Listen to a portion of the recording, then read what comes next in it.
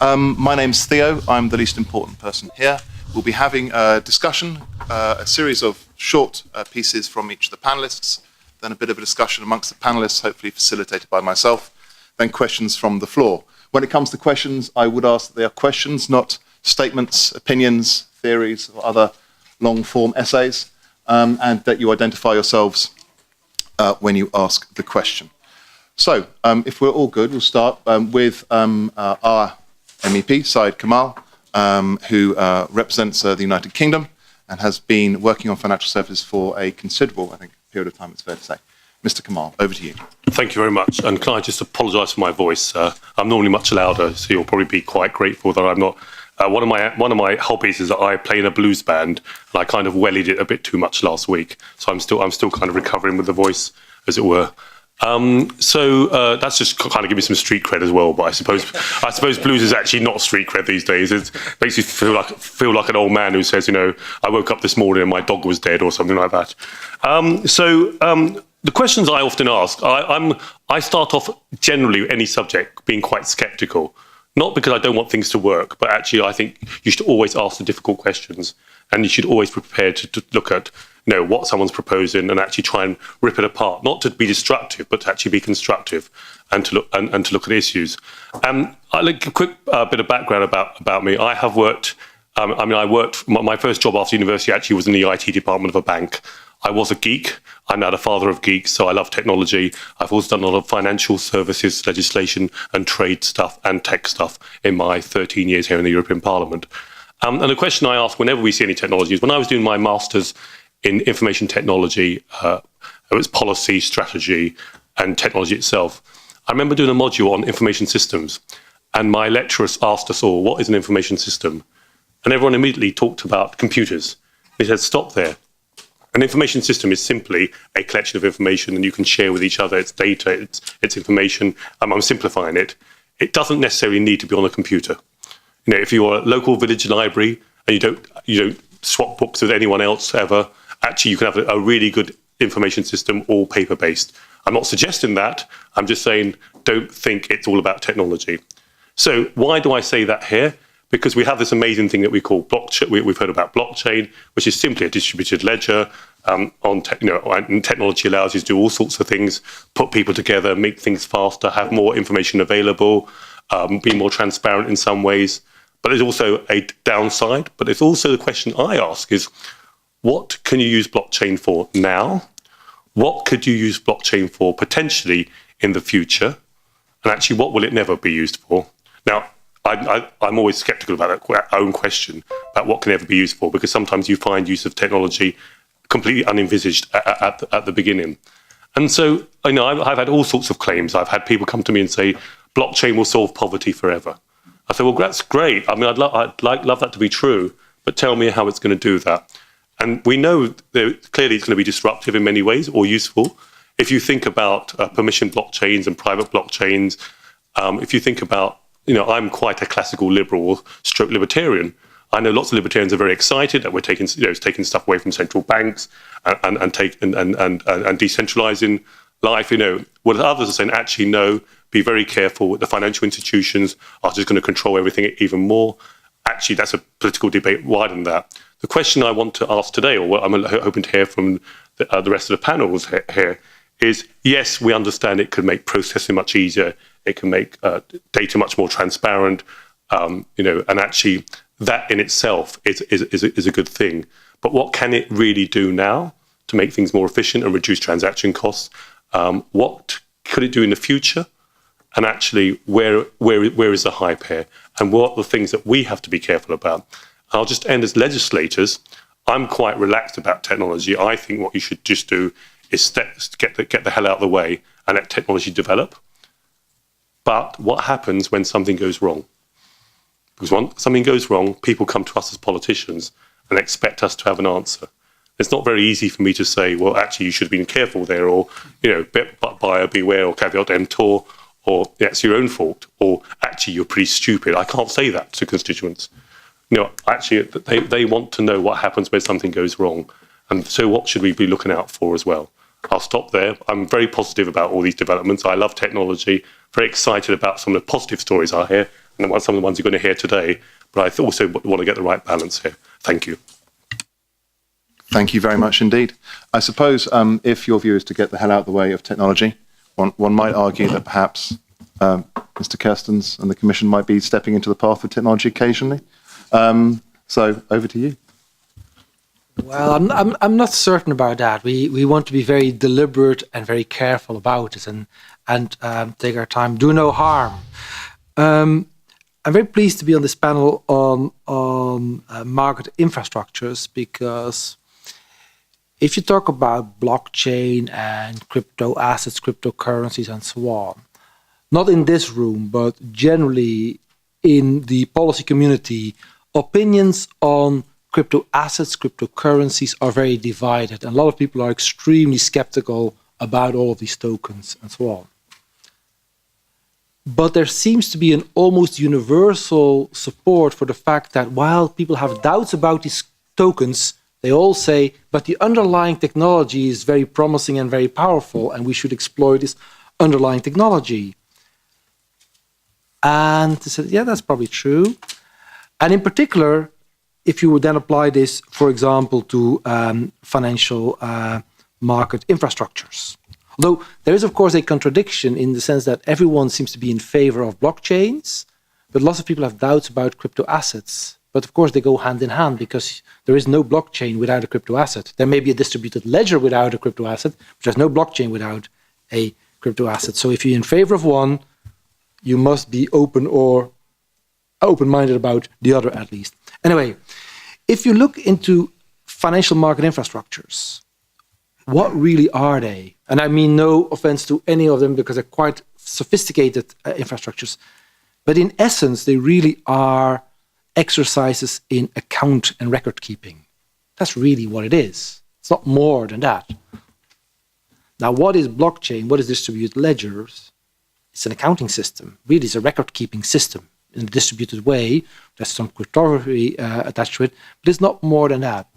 Now, the financial market infrastructures, as you say, the most important financial institutions in our system no one has ever heard of, they do this record keeping, these interconnections in the system, the account keeping, in a centralized way. They do this in a centralized way because that's how our financial system is set up, but also because that's what our financial regulation requires. And as a result of the financial crisis, this has been strengthened. We've seen requirements on central clearing, stronger requirements on central clearing, requirements on central trade repositories, requirements on central security depositories. So basically all of these activities, all of this account keeping has to be centralized, and then the regulation starts focusing on these centralized players. Now this system works, but it has some downsides. So the system works, and financial regulation really is, at its essence, an exercise in centralization and creating a franchise around that centralization. But it has some downsides. The downsides as a result of the centralization are potential inefficiencies between the various players, the constant need to reconcile accounts between the central accounts and the people using these accounts, the possibility of vertical silos, concentration risks. So there are a number of downsides to this system. That doesn't mean that the system doesn't operate. It operates actually pretty well, but you have to recognize these downsides. And the question is, does distributed ledger technology and blockchains, now or in the future as this technology develops, does this provide an answer to these downsides without creating other downsides? And if it does provide an answer to addressing these downsides, maybe there's a great future for this. Personally, I think there is, but that's my personal view on it. Because if you think about it, financial market infrastructures, they cater to many people that need to have a common view of the same truth for assets that have many many life cycle events. That's really what financial market infrastructures do. So if you can do their work in a distributed database record-keeping system, that's potentially a very powerful, way of using the technology. And so we see a lot of financial market infrastructures, and they're actually quite two-minded about this technology. On the one hand, they see this as a great opportunity to make themselves much more efficient, or even more efficient than they are already, because they are already pretty efficient, but even more efficient, and to shorten settlement times and what have you, reduce costs, all kinds of good things. And so they're trying to, in a way, and I think it's fair to say, to co-opt the technology and to sometimes even try to dominate the standard-setting bodies so that they control the technology for their own marginal efficiency gain. And that's good. I have no problem with that. But some of these market infrastructures also see this technology as an existential threat because they realize that what they're doing, fantastic as it may be, isn't rocket science. Some of it looks like rocket science, but it's not really. And that there are other ways of doing it, and a blockchain-based system could do it, and someone else might be able to do it. And that is, of course, something the financial market infrastructures are not looking forward to, that they're being displaced. Now, are the regulators looking forward to the financial market infrastructures being disrupted or displaced? I'm going to take the fifth on this. I say we have various perspectives on this. And the European Commission, we're a fairly schizophrenic body. We have many, many objectives. Of course, from a stability point of view, we've required decentralization, and we want this to be kept because we believe it's better to centralize these activities in certain institutions and then to control these institutions and to regulate them strictly for their risk. So from that perspective, we do not really want this disruption. We think that this has to be done in centralized institutions.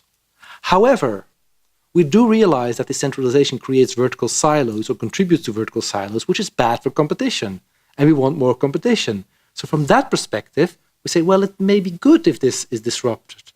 So I'd like to sort of sum up on this is that we are a bit conflicted into our perspective on this, but that's not necessarily a problem at this stage because the technology, to answer the question, the technology is not yet ripe enough to realize this disruption that may happen at some stage. At this very day, it is, in my view, impossible to replace the big market infrastructures with a DLT-based, blockchain-based system. At this stage, the capacity, the resilience, the performance of these systems just isn't there. But I'm pretty certain that as time evolves and the technology evolves, that a moment will be reached where this technology will be strong enough to displace these infrastructures. The question then will be, do we want this? Thank you very much, and a partial answer to Syed's initial question, what can be done now? And I'm probably not alone in thinking that cognitive dissonance is a worrying thought inside the Commission. But let's turn to Mark Wetjen. Is what you're doing rocket science? How do you view blockchain in this context?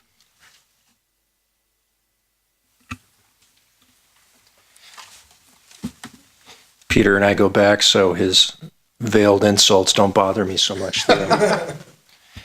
Nice to see you, Peter. Mark Wetjen at DTCC. I head up the company's global public policy function and sit on the board of DerivServe, which is a subsidiary that operates the trade information warehouse business, and that is a business that's being replatformed as we speak on a DLT platform. And I'll talk about that in just a moment.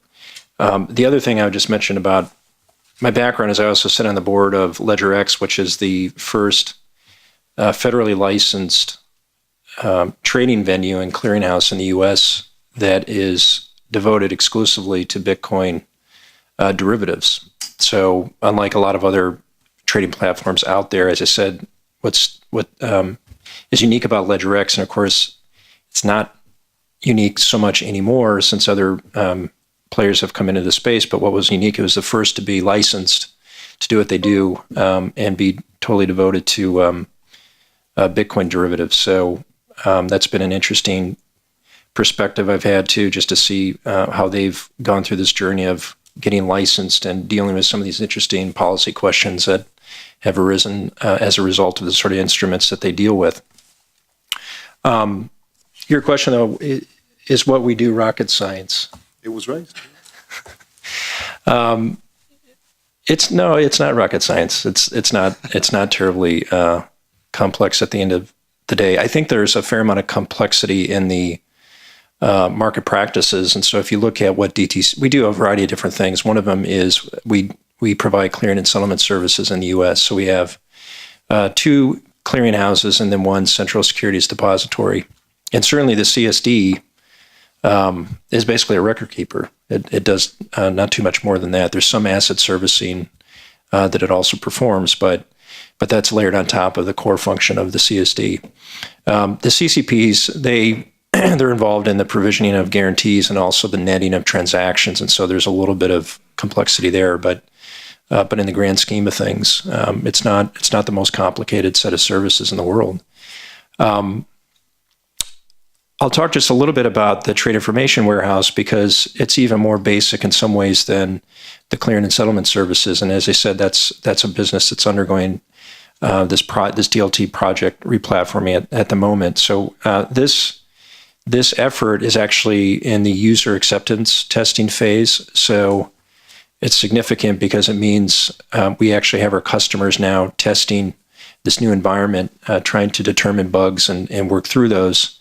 And the plan is to go live sometime in the earlier part of 2019. So as far as we know, this would be the first enterprise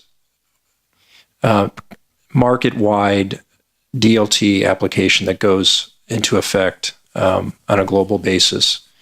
And there's a number of things to share about this experience, but I thought what I would do is just maybe spend a couple of minutes talking about some of the key lessons learned.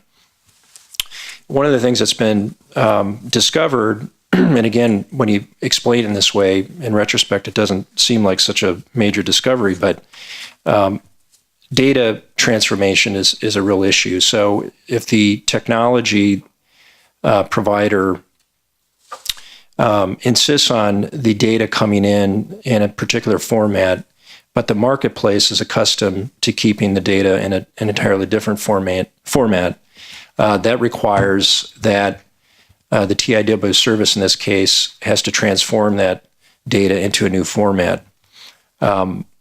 Whenever that happens, you obviously introduce a level of complexity into the business that leads to the opportunity for error and therefore additional costs potentially for the customer. So that's been one thing that was discovered, I would say, the hard way. Another thing that's been touched on in the previous panel relates to these different legal requirements, whether they come from GDPR or some of the more basic records and books and records requirements that a lot of financial firms have around the world.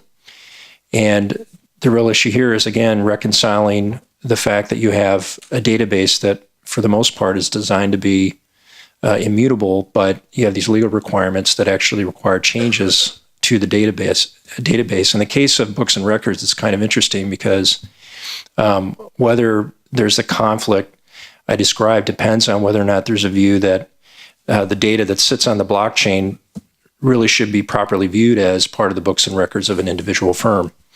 I'd be interested to see or hear what Peter has to say about that issue, but as a former regulator, I would imagine that most regulators would view or take the view that in fact that information, that data on a blockchain is part of the firm's books and records. I would guess that's how most supervisors around the world would look at it. One of the advantages of doing this replatforming with just the trade information warehouse business, however, is that it's not a regulated business, so that actually makes this a little bit complex, but nonetheless still raises the two issues I mentioned, GDPR and books and records.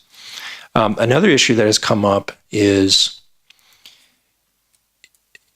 the processing that the TIW service does, and this relates to credit events affecting the referenced securities, as well as the provisioning of payments, the settlement of payments. If that is being done by software that is the subject of intellectual property, then the question comes whether or not users of the service who are availing themselves of this processing on the ledger owe some kind of royalty to the provider of the software. And one way to address that challenge is to take that processing off ledger and do it separately. But of course, if you do that, it's a bit like the data transformation issue. You're introducing additional complexity, which could lead to, again, more errors and more costs. And then the last interesting issue is, the last issue concerns the hosting of nodes. So if our customers in this TIW business decide to host a node, a number of other issues are raised.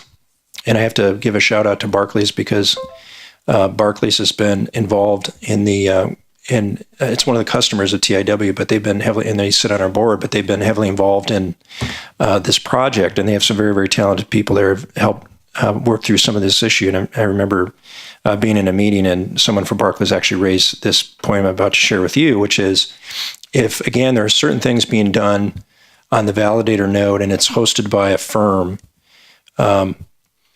what is it that other market participants or users of the service should see, and what is it that they should not see? And so again, it really gets down to governance of the nodes, who makes decisions about that, and what kind of potential legal liability could arise depending, again, on what sort of processing and information is kept on a node that's hosted by not DTCC as the provider or the owner of the service, as it were, but rather a firm or a customer that actually hosts one of the nodes in the network.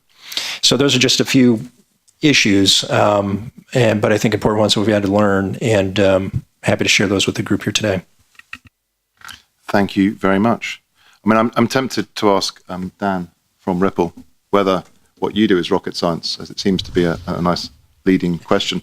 But you are perhaps distinct from where DTCC is. DC is established, it's an incumbent. You're new, you're emerging. What's your take on blockchain in FMI from what you've heard so far?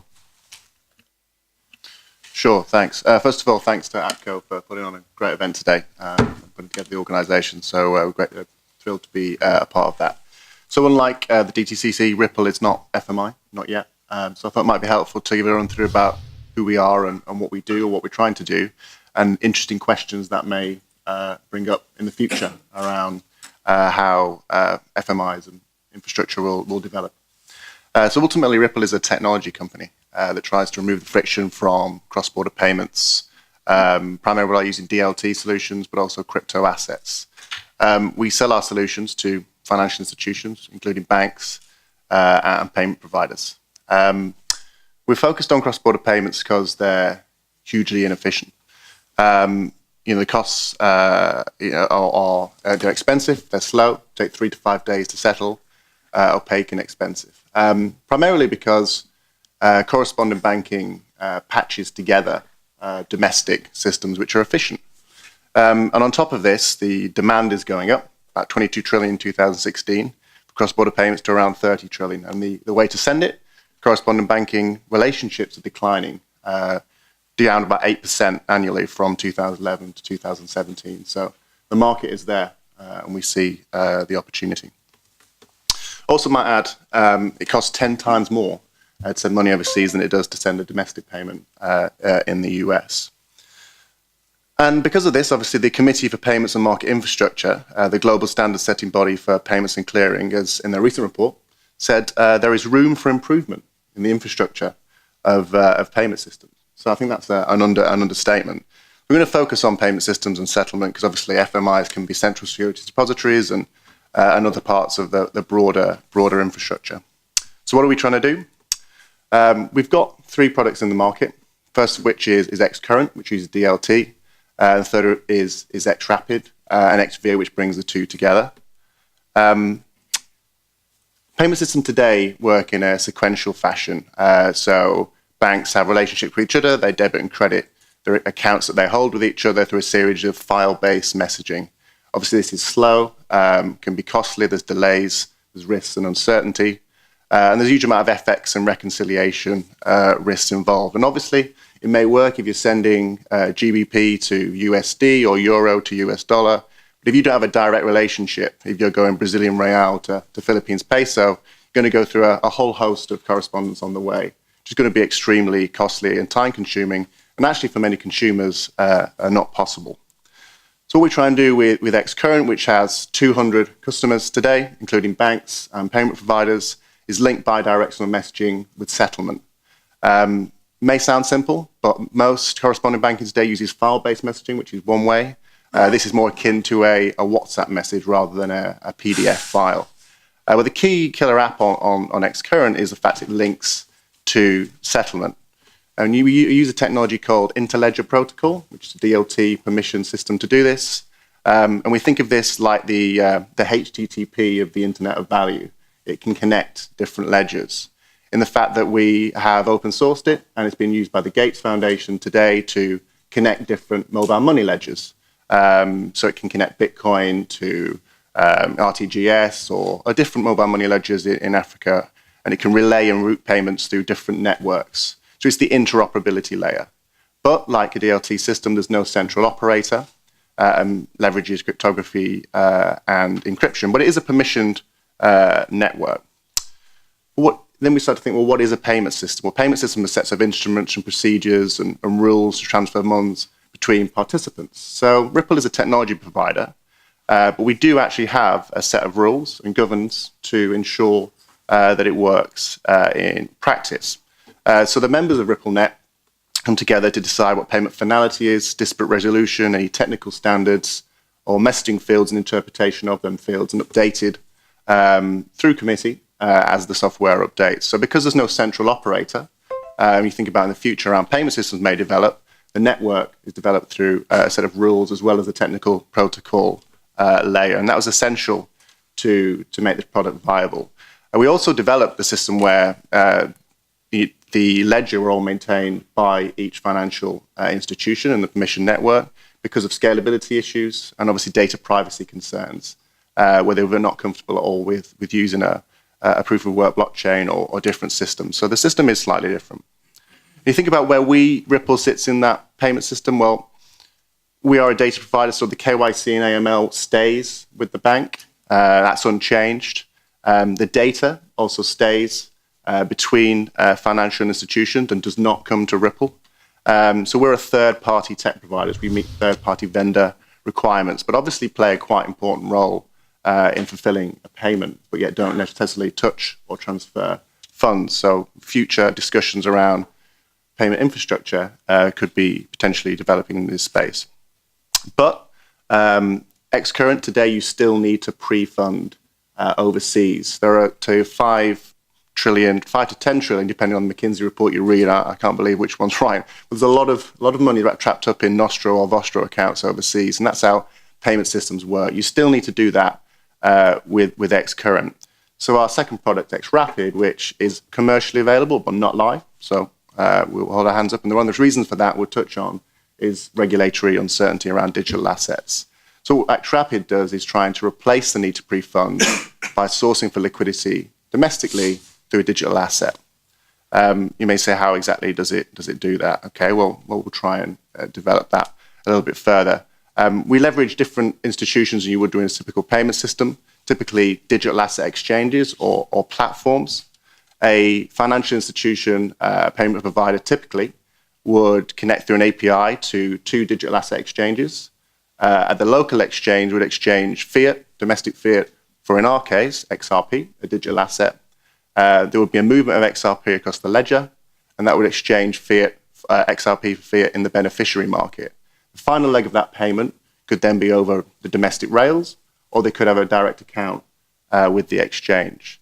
So there's been 2 domestic payments and 1 movement of XRP, removing the need to pre-fund overseas. And particularly, typically, if you're going to go through exotic corridors, low volume corridors where there isn't pre-funding, expensive to do so, and they typically won't have their relationships, that's the type of market that we're targeting so far. So places like Philippines where we've got some pre-production contracts. So key benefits, obviously, it reduces cost by around 40 to 70% in trials that were run in 2016. It's obviously a lot faster, instantaneous. It links payments to settlement, and it can expand reach to markets which are currently difficult to access. So what does this mean for a modern FMI? Well, the financial markets intermediaries grew up around the same time as dematerialization, where bilateral relationships were no longer efficient.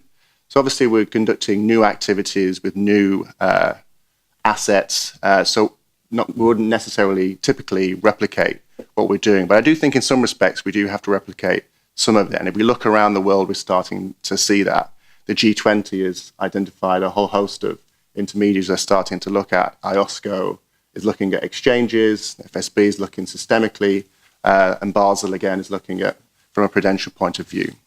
So for Ripple, it's a similar view. We think it's clear that classification of the digital asset is essential from a legal framework. Obviously, many people will see what's going on in the US, but globally, thinking, for instance, in Switzerland, where they've identified only through guidance what digital assets are. This has provided much needed certainty to interact and potentially utilize that asset.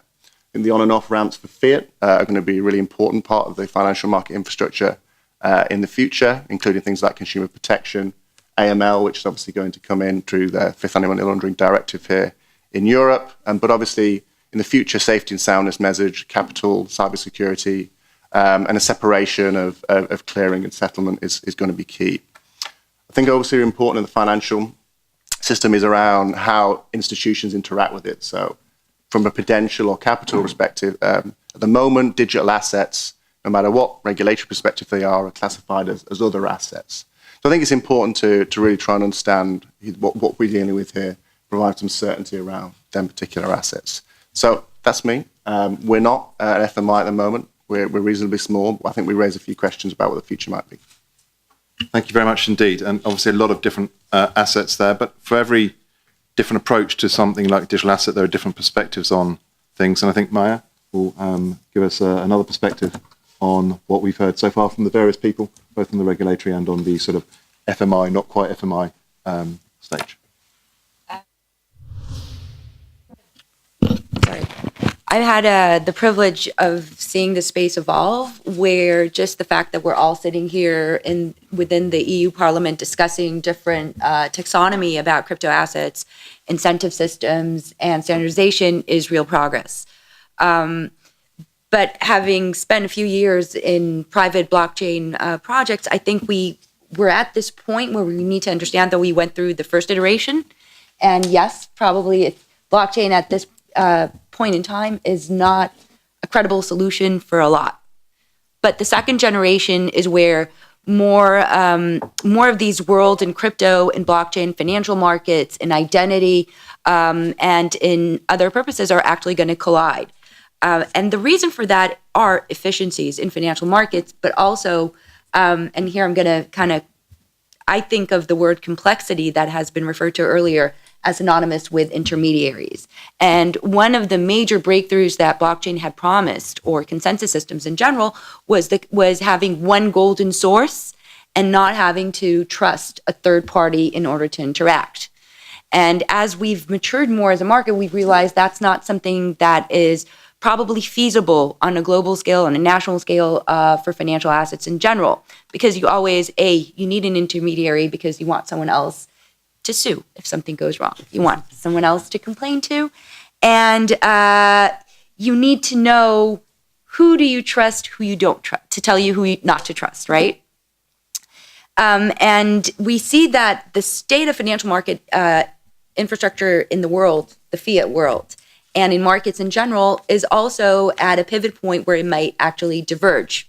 We see some people in Europe start talking about a new financial settlement system. We see China taking its own path in terms of wanting access to all data. So that makes me, when we're looking at security tokens, we're looking back and trying to understand what the progress that we've made as an industry with the financial markets, DTCC, BaFin, Deutsche Börse, and so forth. And we can see that in the beginning, blockchain was the huge promise that was going to save everything. And then people started experimenting. And they realized that they can't put all their data on a blockchain because they don't want everyone to see it. consensus is only achieved if the blockchain serves as a transparency machine. And then the second iteration was that people started not putting the data on the blockchain, but just tokenizing or creating crypto assets that can be referred to other pieces of information. And then they just time-stamped whatever transaction happened onto that blockchain. So the information, the data is off-chain, the computation is done off-chain, and the blockchain is only used to change tokens or assets or and time-stamp different information that's uploaded. That gets us to the point where this efficiency that we were promised doesn't come through. We're not using the blockchain for P2P transactions, right? Because we're doing everything off-chain. We can't even verify or validate data. We're going to need another blockchain for that. And that introduces more and more levels of complexity and hierarchy. And we've seen that lesson being learned in the ICO space these days, where they're basically relearning 1,000 years of financial history and rebuilding the same kind of financial hierarchies that are needed in order to have an efficient, regulated market that doesn't get the SEC on your back. Now, that doesn't mean that there isn't a promise. The second generation is of what I think we're going to see as crypto assets is going to be very distinctive from what we've seen as cryptocurrencies. Crypto asset being assets digitally represented, issued and traded and reaching their entire life cycle on-chain, including corporate governance and everything that ensues with that. On the other hand, you're going to see cryptocurrencies. Those are tokens that are used to incentivize networks. And we had a really good question in the last panel that I thought it should be questioned to every single private blockchain project that is in works. How do you incentivize people, new people, to come in and join and basically support that network? How do you incentivize people to validate the data that is unloaded?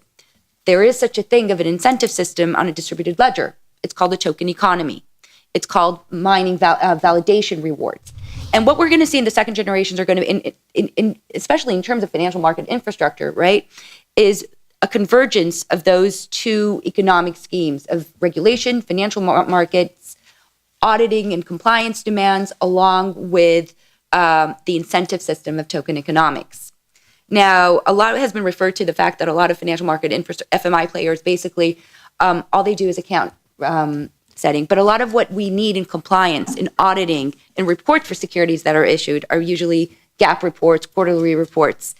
And we can also achieve that with some cryptographic tools, and that's really what we're working on, is using privacy preserving technology for more than just privacy, but having privacy compute with those tools. For example, have the regulator set the rules and prove that you set those rules. Have the reporting be done by private computation and then just validated and verified via the blockchain. Now, we have to understand that what we've already proven, and maybe it's not something that we should be talking about, but a product market fit for new security asset class, somewhere between private markets and public markets, has been validated in the ICO rush. And it shouldn't be so easily dismissed, even if there were a lot of bad players. What we're going to see is a lot of the new security fundraising that is on public blockchain start to adhere to FMI rules with everything that that means. Auditing, compliance, KYC, AML. Those are going to be the first real tangible uses of digital identity before IDAS goes into effect. Because people are going to need to verify that information on-chain. They're going to need to verify jurisdictions for their investors on-chain. And we're going to need to also start thinking of securities as something that is editable and composable, and not just a digital representation for a contract that is enforced in one specific jurisdiction. And that also involves the corporate governance throughout that life cycle that we could see happen on-chain. So right now we're just dealing very specifically, I think, with automation. The next generation is where things are going to get interesting. Good. Fantastic. Thank you very much indeed. I have a question for Syed. You said in a way that you, as a liberal/libertarian, in some ways, I'm guessing you don't want to be intervening in what's going on. But part of what Maya set out seemed to be a slight dichotomy for you. Either we can let things run, or we can seek to incentivize certain behaviors. And maybe incentives aren't per se bad, but they're definitely a form of intervention. As a policymaker, what do you think about what you've heard so far, leading from where Maya started? Sure. Yeah. For those of you who are worried about my views, I should let you know I'm quite a minority here in the Parliament. There are lots of people who would happily intervene all day long and write more and more legislation, and then we have sequels, just like Hollywood blockbusters. I think we're up to UCITS 5, 6, 7, 8. No, I know we're up to 5. I'm joking. We were expecting UCITS 6 at some time. Didn't happen yet. People come from a kind of ideological background, and then you kind of then the real world hits you. That's what happens with all politicians. So today I was in a meeting of colleagues, and we were discussing distributed assets around Europe, and we're talking about distributed funds. And we're all from different political families, but we reached compromise, and because that's the way this place works. And we found actually it's good enough to meet it's good enough to meet my concerns, or to address where I'm coming from. It's always suboptimal, or what you're saying is actually, or you're outvoted. It's as simple as that. So this kind of, I kind of mock myself a little bit. This kind of no regulation world does not exist and will never exist. But the question someone like me asks is, why do we need this regulation? And I think we've heard enough from the panel to say, actually, there are good reasons why you want this. Sometimes it's rules, sometimes it's harmonisation, sometimes it's mutual recognition, other times it's actually because to make sure that you see a potential problem ahead, and you want to make sure that potential problem doesn't happen. And that's why we do it. And actually, Peter and I are not that much in disagreement. I'm not trying to call you a libertarian here, but Peter and I are not that. I've been on panels with Peter as well before, and Peter's not asking to intervene at every possible moment. He is also prepared to step back and just see how this thing evolves, but actually to be aware of what could potentially go wrong as well. And Peter, you were called out as not necessarily being a libertarian, which is something. But where do you stand on what we've heard from Dan and from Mark and from Maya? There's a lot going on, and you talked earlier about sort of a level of initial skepticism, which perhaps has overlaid this technology is amazing and we should use it. What do you think about what Maya said about the next generation and what Dan's basically saying about the shape of things to come? Imagine if you're a large Belgian-based interbank money communication agency like SWIFT, you might be thinking about what Dan's saying with interest at the least. So what does it mean for how you see the shape of Commission approaching regulation? SWIFT's an interesting example. We don't regulate SWIFT. It's a communications company. It's supervised in an ad hoc system by G10 banks, but it's an example of a global infrastructure which is not subject to any particular regulatory system. So actually it's quite interesting. But if you look at other financial market infrastructures, now technology will develop and we'll see what happens. But the way the regulation is at this moment in Europe and also in other jurisdictions is that to carry out certain activities, you need to be licensed as such a service provider. So even though, because we've established that what financial market infrastructures do is not rocket science, so even if you are an almost rocket scientist and you can do this, you may not be allowed to do it because unless you are licensed as such an institution. Now you can debate as to whether that is necessary or not, but that we had that debate and we've introduced and we strengthened these licenses because these companies conduct business that attracts a lot of, not technology risk, but a lot of financial risk. And you need to regulate that for stability purposes. So if you are a large, let's go. If you are a large financial institution, large financial market infrastructure in Belgium, and you're not SWIFT, you're the other one. Should you be worried about these blockchain developments and them taking over central securities depositories? Well, probably not, because in order to be a central securities depository, you need to be licensed as one. And so far, these people do not seem to be licensed as a central securities depository. Now, they may become, and then in case there is competition, and we are always in favor of competition, the more the merrier. But of course, in order to be licensed as such an institution, you need to meet a lot of requirements. You almost need to look like this financial market infrastructure, which I'm not going to mention. And so the technology as such will not displace this. The question is really, is the regulation as we have it, is that technology neutral enough? So does it allow these new technologies to be introduced either by alternative players or by the incumbents? Can they actually set up a system which is DLT based, or does the regulation either implicitly or explicitly require them to do it in a particular way which is different? If that is so, that is probably something we would want to adapt, because we do not think that our regulation should hold back technological development, certainly not if that technological development is an improvement, an efficiency, and a performance improvement.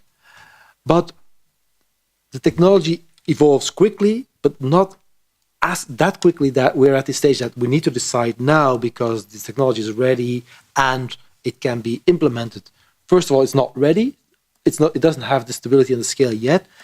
And even those elements where you can see interesting proofs of concept where it is ready, that doesn't mean that the switching costs you'll incur from going from one technology to the other are justified, because it may be great technology, it may solve for some of the problems you have, but switching from one to the other may just be prohibitively expensive and you still don't do it.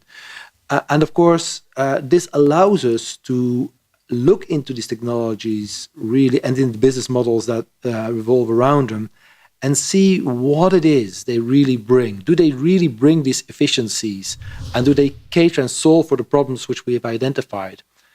And if they really do, I don't think that the regulators will hesitate and try to seize these opportunities, because, of course, we are constantly looking at the efficiency of our financial system and try to make it more efficient. Like, we are not the ones that want long settlement times. We want to reduce settlement times.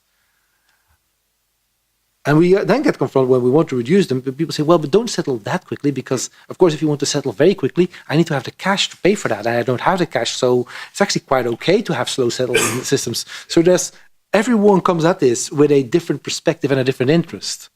Change it so long as it doesn't affect me too badly. Yeah. Maya, you wanted to say something based on what Peter said. While we were waiting for private blockchain projects to evolve and lead POCs, there is a market that has evolved, a market that probably should be better regulated in the ICOs, in the crypto asset space, that has kind of changed and dispositioned what the role of broker-dealer licenses, MC licenses, CCPs, and so forth. And the question right now that is happening as we're talking is a lot of these new asset classes, and you can call them whatever you want, but essentially they're assets that were issued on a blockchain and are traded and have the futures markets and the derivative markets and the custody market, are now starting to get integrated into Wall Street. It was last year as the CME and SIBO. Now we're going to see different Bitcoin-backed and Ethereum-backed securities happening in NICE on NASDAQ. So what we had was the Wild Wild West of ICOs happening in the last year, 18 months or so. And then we had different DOT back office projects happening on the sidelines of the incumbents, by the incumbents, paid for by the incumbents.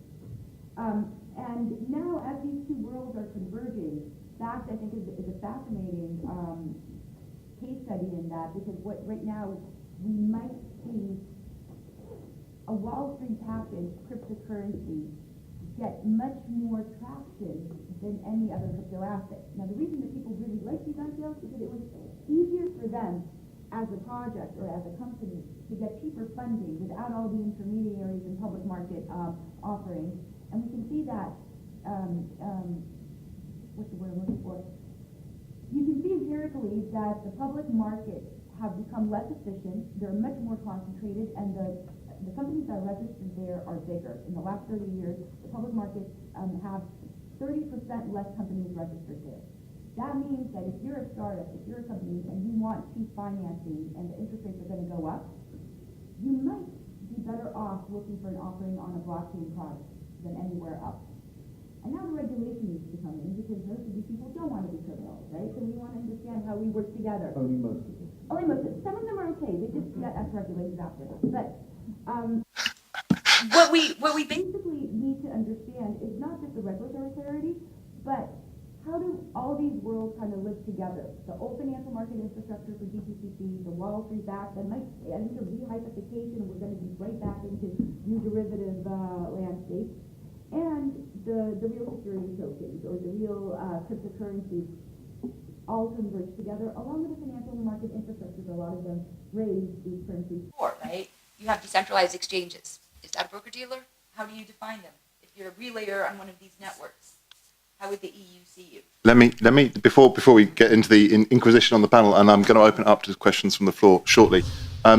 We have this interesting positioning here. So here we have DTCC, over there Ripple, and we've talked briefly about Swift. But the question to Mark and to Dan is: does the future hold something that is this transformational moment where incumbents and revolutionaries meet in the middle, and people return to old models where somehow blockchain becomes just another form of intermediary, a more clever intermediary, but focused down in some way? If you are transferring stuff that you are doing onto blockchain, does that become something that someone else can more easily replicate and you lose your USP? And from Ripple's point of view, what is to stop you in a few years' time becoming, as it were, a new Swift, facing whatever challenges Swift is facing, whether it's Iran, North Korea, or other issues? So a question for you, Mark, and for Dan, whichever one wants to go first. The question of whether the revolutionaries come together with the incumbents, I think we're already seeing that. So the vendor provider for the technology that we're using for this replatforming project I described, that's a startup software vendor. So they're not necessarily looking to disrupt DTCC, which is to say they're not looking to become licensed themselves to provide the services that we do, as far as I know. But nonetheless, there's a willingness to partner with a company like ours on their part, and join forces in that way. So I think we're already seeing that. In fact, I think that was a lot of the story of last year, when we saw previously designs to try to displace. I think last year was much more about efforts to try and partner with incumbents on the part of some of these firms that previously have been, I think, had been more interested in replacing. Yeah, obviously, I think it's a middle ground. For Ripple, we obviously our view is to create the internet of value, and the centers of value of financial centers are banks. So they will remain hugely important, at least for the foreseeable future. Obviously, regulation is either activity or process-based or intermediary-based, and both may evolve over time. And I think we're seeing that process now, which is happening at the standard-setting bodies level, which is evaluating how both are evolving, and new players and what their role may be, and new processes and what their role may be. And as Maya said earlier on, we are relearning 1,000 years of financial history in some elements, but there are some new parts as well, which will probably involve a closer inspection around elements of decentralization and other pieces which are a bit more tricky in the current process and how we regulate. So, very pretty political answer in the fact that we are the current system isn't going anywhere, but it's evolving in both intermediaries and processes, and slowly but surely, I think we're slowly getting there. Peter made reference to this. The incumbent providers like DTCC, and I'm sure it's true of the European firms as well, are not necessarily held back because of technology when it comes to the period of time it takes to settle a transaction, or at least a securities transaction. Just to make clear for the audience, those who want to settle virtually instantaneously in the U.S. and clear their transactions through DTCC, they can do that today. The issue is what Peter also said, which is not every firm wants to do that. So it's not an issue of technology whatsoever. In fact, the clearing services that we offer, I would argue, are very, very, very, very efficient. We're talking fractions of pennies to clear transactions, and as I said, ones that can be cleared nearly instantaneously. So it's not really a technology issue in that respect. I think it's more the issue of what Maya described. The complexity really comes from the number of players involved in the ecosystem. But it goes back to another point made previously by a panelist. I don't know that we're ever going to do away with that and ever solve that, because that really, to me, I think is largely a policy consideration. And if policymakers, because of the public, insist that there be trusted entities, there's always going to be intermediaries, and there's always going to be, as a consequence, the kind of complexity that this technology, in a lot of ways, is trying to get around. Thank you very much. So what I'd like to do is see whether anyone would like to take a stab at a first question to the panel.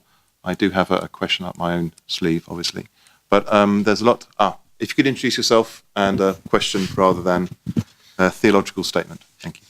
Sure. My name is Theo Moore. I'm an entrepreneur in the blockchain space. Mark, is a question for you, because you said it's a policy that have some intermediaries involved.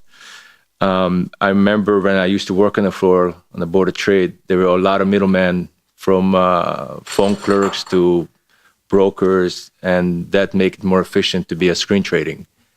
So do you see it in that way, they're heading the same way down the line doing this kind of work? The settlements?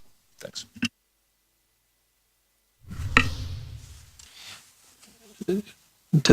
Ask the question again, though. So you're talking specifically about settlement?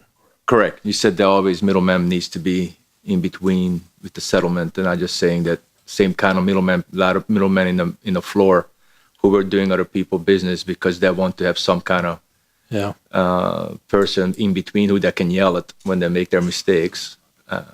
But what she just mentioned. Yeah. So as it relates to settlement, I think obviously, at the end of the day, there's always going to be some entity, whether it's a company or a consortium or what have you, that is actually the one providing the governance around a particular blockchain that is also providing settlement services, if it were to come to that.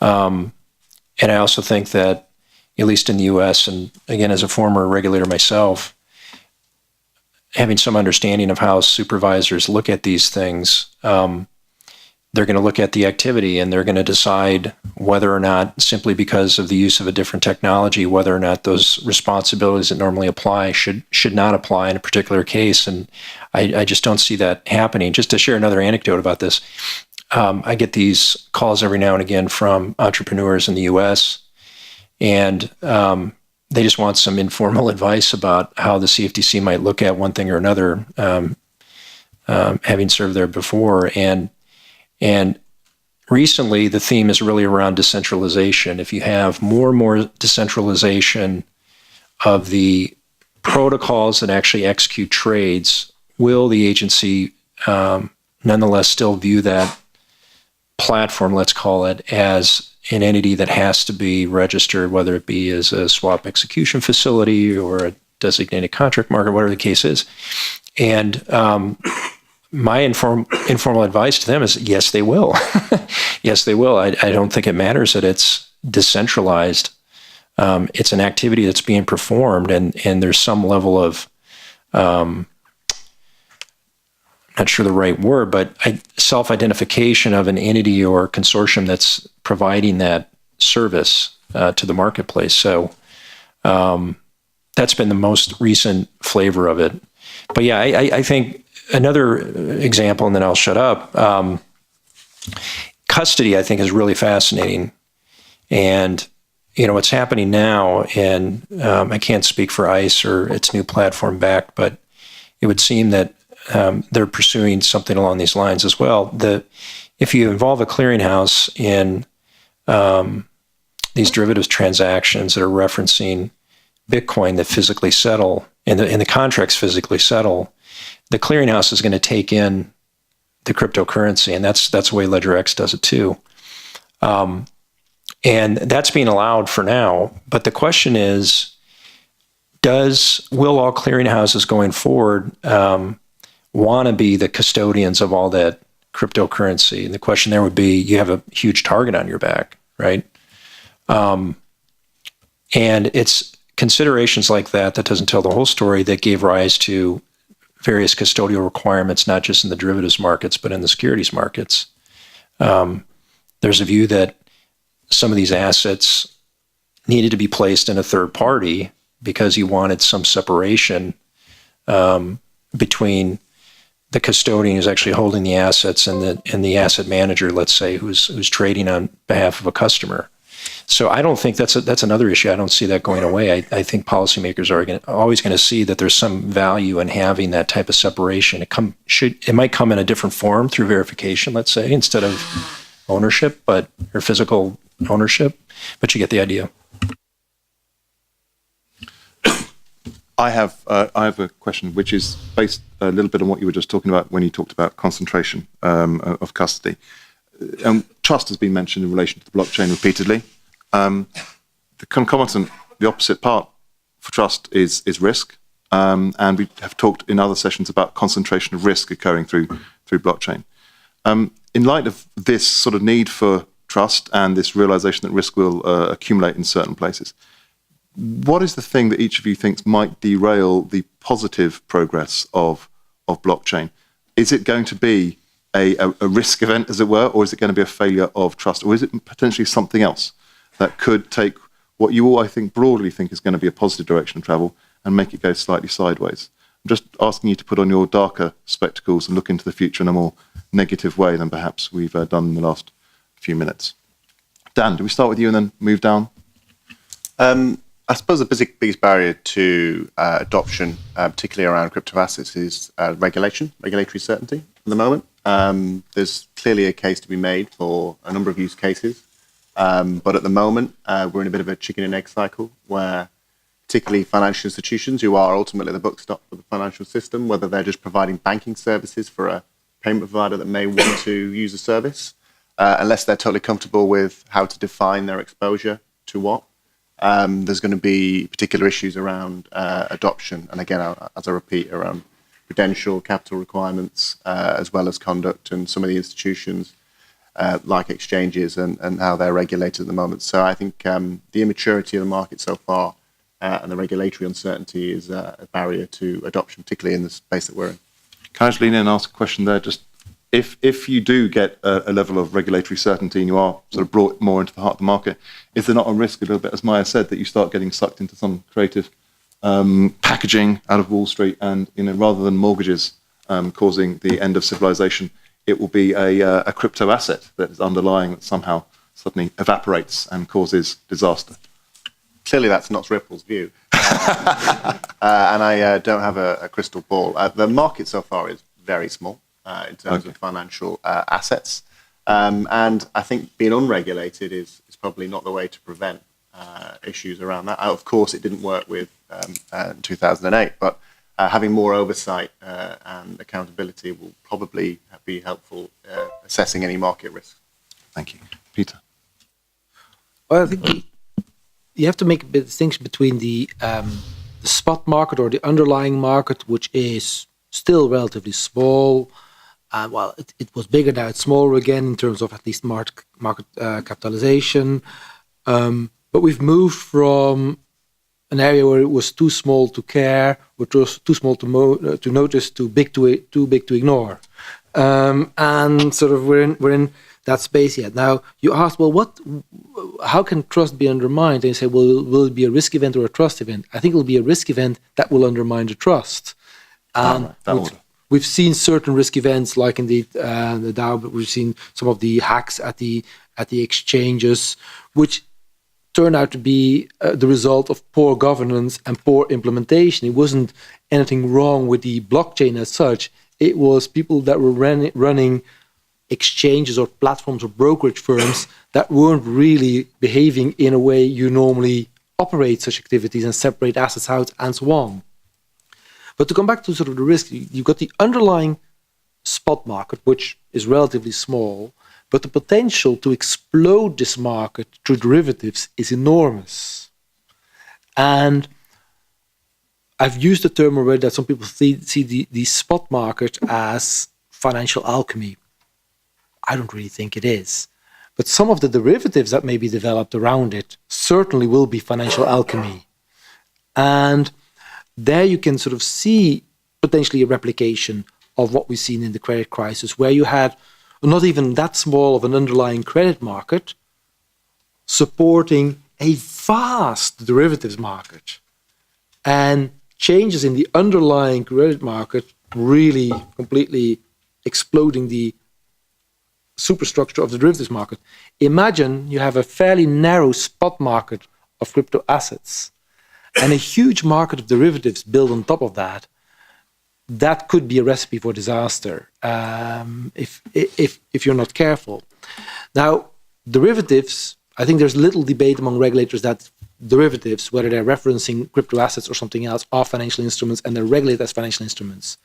The real question is about the spot market. Is the spot market regulated, the underlying market? And there are other asset class markets that are not really regulated. Many spot markets in commodities are not regulated, or at least not from a financial services perspective, yet they are far, far greater than the crypto asset market. The foreign exchange market is essentially unregulated. So people say, well, and these markets thrive, they work, so why do these markets not need regulation? And this crypto asset market, which really is a fraction of it, does need regulation. I don't know the answer to the question, I've just observed this. One could argue that people have been watching entirely too many dystopian futures where technology is the cause of disaster, whereas Forex is too mysterious for people to truly understand and worry about. Maya, leaving aside my silly summary, where do you think it might go slightly sideways?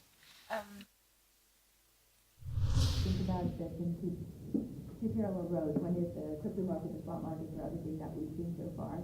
And I think despite the fact that it's a fraction, I think a lot of people got hurt in the last 6 months. A lot of retail, institutional investors, family offices kind of dipped their toes just to try out the water.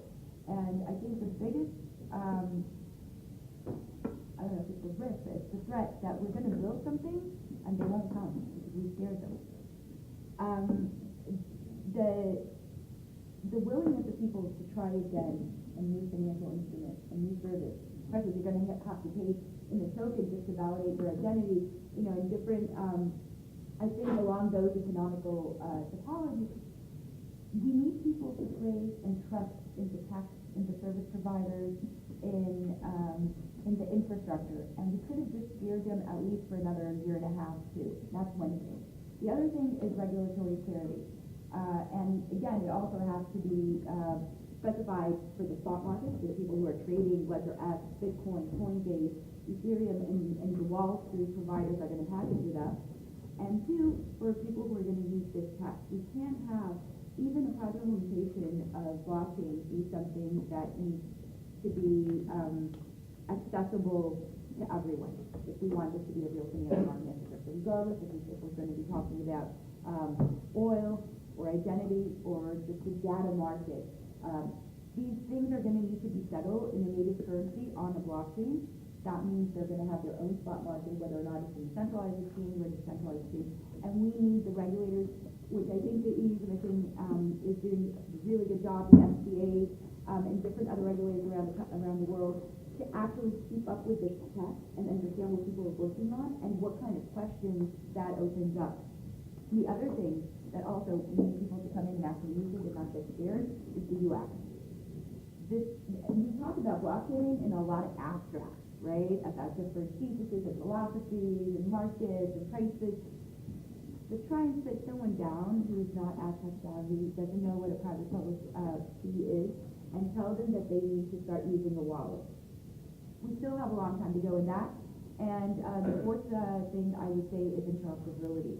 If we're going to see both public blockchain implementations of projects and private DLT projects, we need to be able to move in between cross-chain interoperability without having to pay for new intermediaries and complexity. Thank you very much. Syed, you mentioned the blues band, and despite Brexit, your policy-making career is almost certainly not over. Do you think at some point you might wake up and sing to yourself, "A digital asset done me wrong"? You can write my next song if you want. I think I started off by saying, and I come back to this, about one of the things that we look at as politicians, what happens when something goes wrong. So what could possibly go wrong here? Well, things that I could foresee, suddenly get lots of letters or emails from constituents would be something like I don't know, say two or three areas I think of. One is a bubble. And, actually at some stage, these cryptocurrencies get converted back into real cash at the moment, and you've built up a bubble, or actually have people lost a lot of money?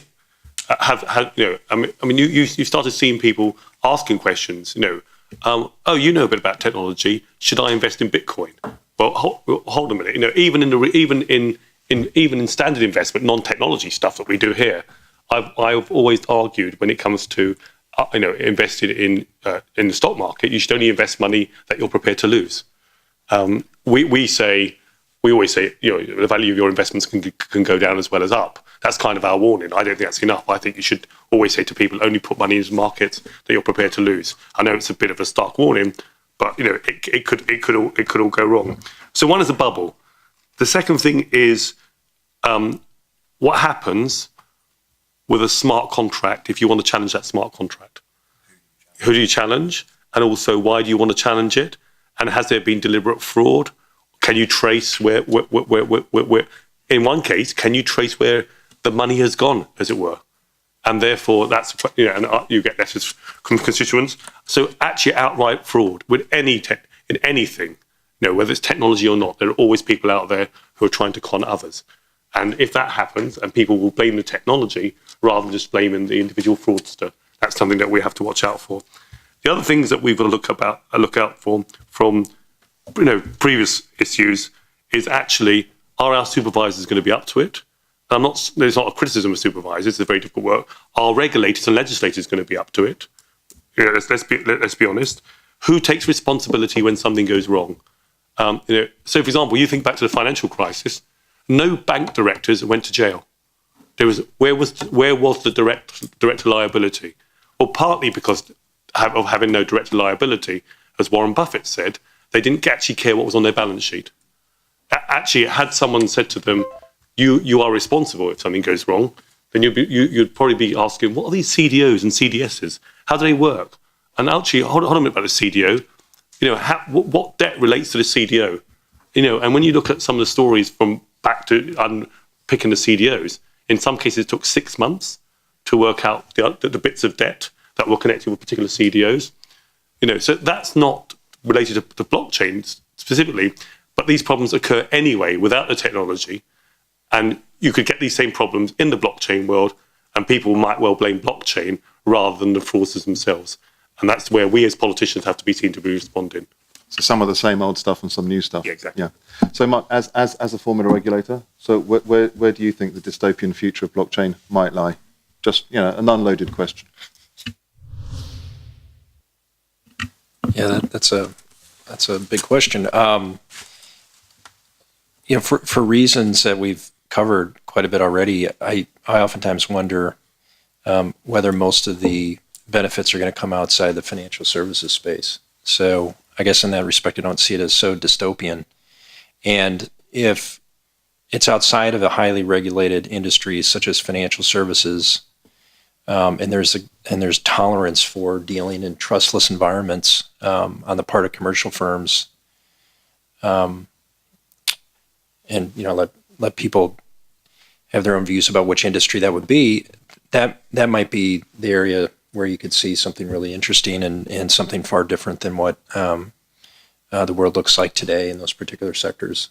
So I'm just trying to think, making up stuff here basically because I'm not really an expert on other industries. But always dangerous. Yeah. But I don't know if it's something, any industry, like I said, that's not really especially regulated, I think would probably be an area to watch and where you have to keep track of provenance or ownership of assets.